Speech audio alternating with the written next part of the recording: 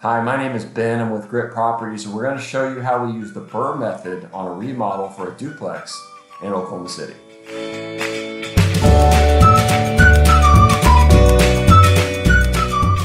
BRRRR is an acronym with no vowels. First letter is B, which is buy. Next letter is R, which is rehab. R again, which is rent or rent out. Next R is for refinance, and the final R is for repeat. Now, the most important part about BRRRR is the buying, because if you buy too high, there's no meat left on the bone or even an opportunity for cash flow. So if you're going to use the BRRRR method, really make sure you're getting a good price. Something you should shoot for is about 70% of value. So if a home would be worth about $100,000 in its current condition, try to get it for around 70. So this deal was a duplex in the Gatewood neighborhood of Oklahoma City. We bought this for $165 in a seller finance deal. We put down $10,000, so we financed $155 at 5.75 interest rate on a 15-year loan, which created a monthly payment of around $1,287. This home had integrated location, but the previous tenants had been there 25 plus years. So of course the carpet was unusable and it had an extensive roach problem. In fact, the first time I went in this house, it was like the roaches owned the place. They were crawling all over the wall.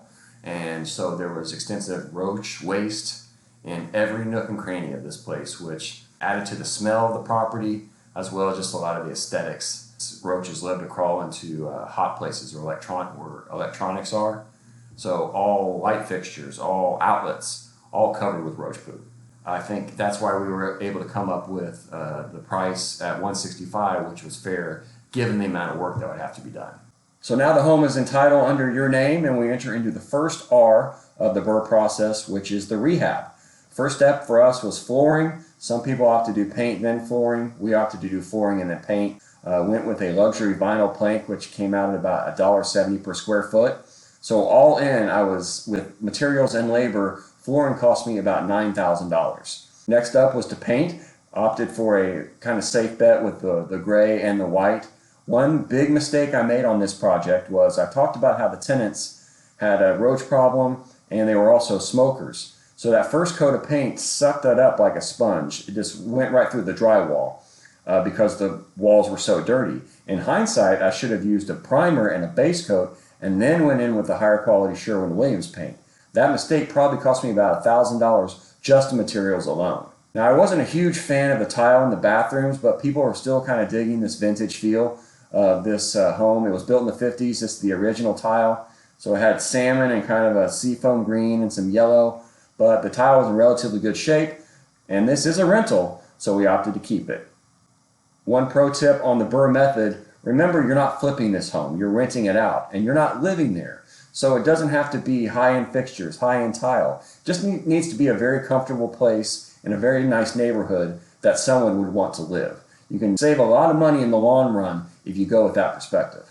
Now the R rehab portion is done. It's time to go to the next R, which is rent. I initially rented the 1-bed, 1-bath at $895 and the 3-bed, 1.5 bath at $1,300. Put those on Zillow and Facebook Marketplace. The market spoke and people weren't responding to that number, so I quickly dropped the rent.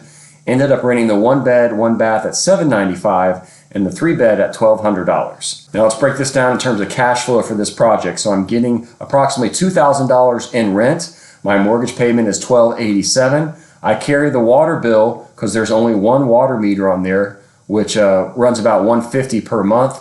Insurance around $150 per month as well. So cash flow on this project with financing as is around $400.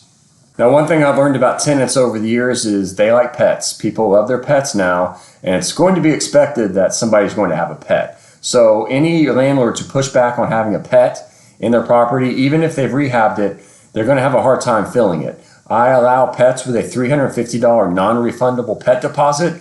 That makes a happy tenant, and a happy tenant is more likely to stay longer, which increases your cash flow.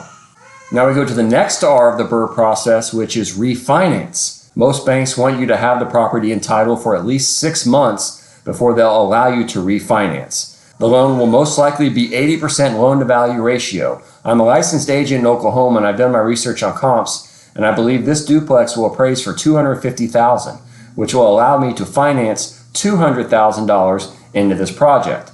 That will pay off the loan of $155,000, allowing me to cash out after closing costs and fees around $45,000. Now we move to the final R of the BRRRR process, which is repeat.